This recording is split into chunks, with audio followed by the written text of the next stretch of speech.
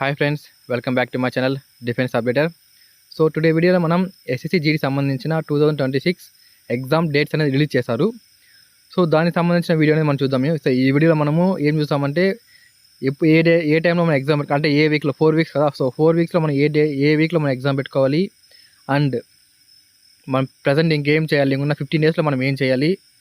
So మొత్తం ఇప్పుడు present అనేది ఇంకా కరెక్ట్ ఇప్పుడు ప్రజెంట్ డేట్ వచ్చేసి 11 కదా. సో 11 ఇంకా అంటే 16 డేస్ ఉంది.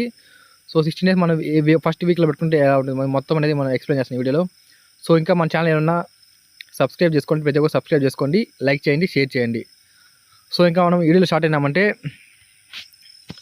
సో ఇక్కడ ఏమి అంటే సబ్జెక్ట్ ఇచ్చారు. So subject schedule of the constable GD in central armoured police forces అంటే సిఏపిఎఫ్ సంబంధించింది.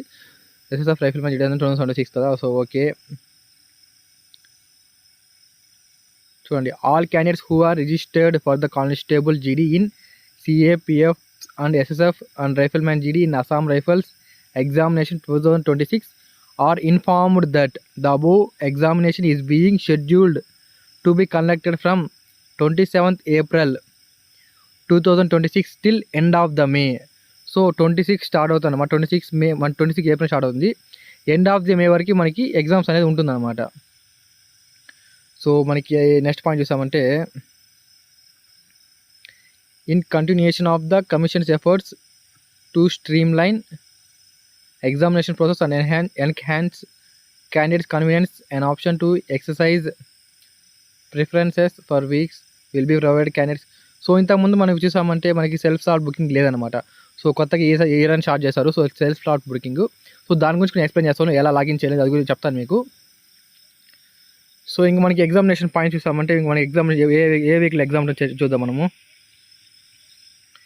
So first examination period will be held over the following 4 Windows అనమాట. సో ఈ 4 వీక్స్ అనమాట. So week 1, week 2, week 3 and weak 4 అనమాట.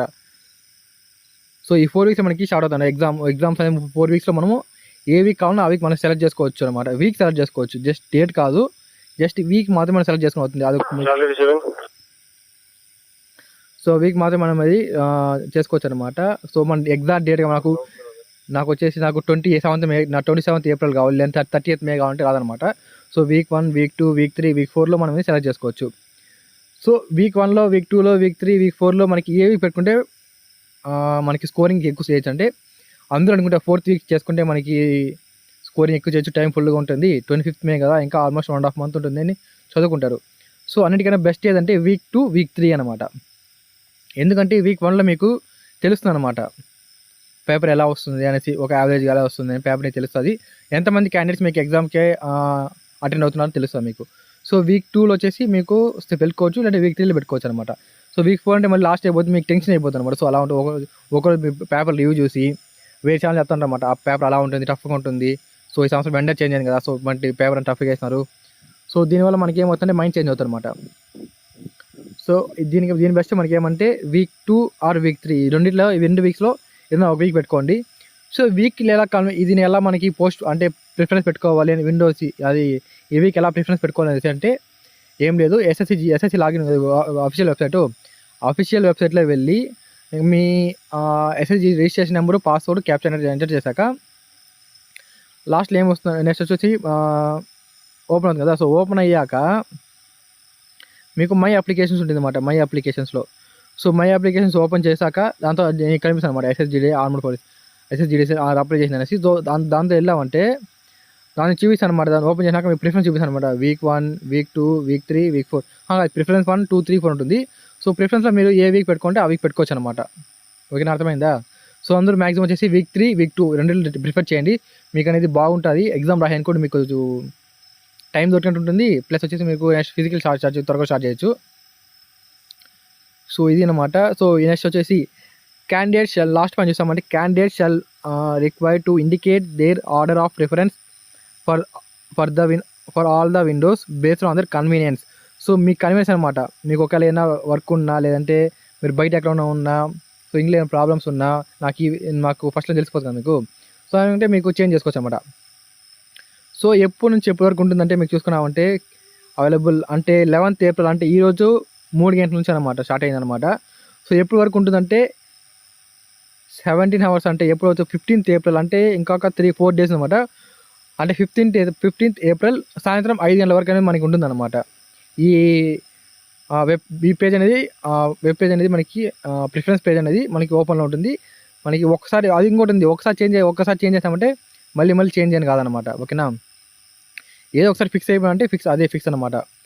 So ఇంకా last point చూసామంటే candidates are advised to regularly visit the official website of SSC for further updates and instructions records. So ఇదనమాట. ఇంకేమైనా updates ఉన్నా official website, ఇంకా ఏదైనా updates ఉన్నా, so ఇంకా ఏదైనా నోటీసెస్ ఏదైనా వచ్చినా కూడా మీకు అఫీషియల్ వెబ్సైట్లో మాత్రమే అప్లోడ్ చేస్తారు, వేరే ఏ వెబ్సైట్లో అప్లోడ్ చేయాలన్నమాట.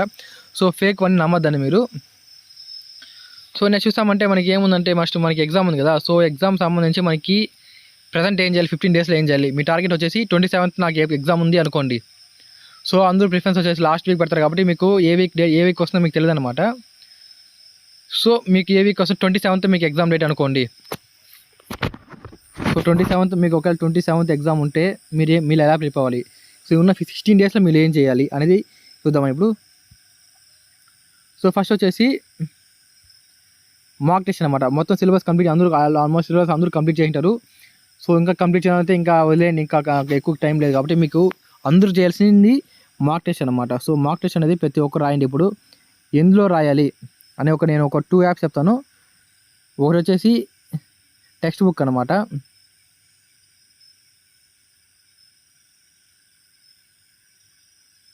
ఇంకోటి వచ్చి అడ్డా 360 ఉంటుంది కదా. సో ఈ 2 యాప్లో అనేది మీకు ఎగ్జామ్ రాసుకోవచ్చు అనమాట. సో ఈ 2 ఎగ్జామ్లో దీనివల్ల అడ్వాంటేజ్ ఏమంటే టెక్స్ట్ బుక్ యాప్లో మీకు ఆల్మోస్ట్ అనేది సేమ్ ప్యాటర్న్లో వస్తుంది. టెక్స్ట్ బుక్ యాప్ కూడా బాగుందన్నమాట. ఇది అడ్డా 360 కూడా యాప్ బాగుంది. అడ్డా 360లో మీకు కొన్ని ఫ్రీ టెస్ట్ వస్తుంది అనమాట, అది రాసుకోవచ్చు. టెక్స్ట్ బుక్లో కూడా మీకు ఫ్రీ టెస్ట్ ఉంటుంది, అది కూడా రాసుకోవచ్చు అనమాట మీరు. సో మెయిన్లీ ఇంకేముంది, సబ్స్క్రిప్షన్ చేసుకోండి. 15 డేస్ కదా, సో 3 months సబ్స్క్రిప్షన్ చేసుకోండి, లేదంటే 1 year చేసుకోండి. అంటే 500 ఉంటుంది. సో డిస్కౌంట్ ముందు ఒక 350 నుంచి 400 దాకా వస్తుంది అనమాట.